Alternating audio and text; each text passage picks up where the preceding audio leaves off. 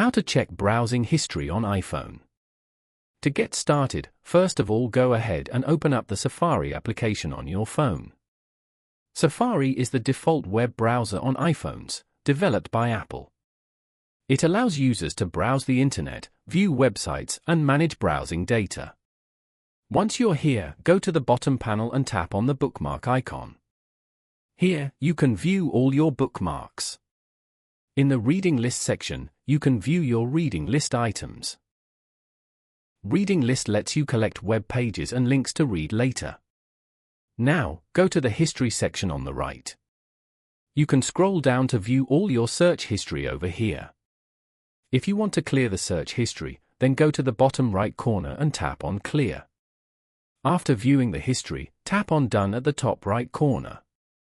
Following these steps, you can easily check browsing history on iPhone.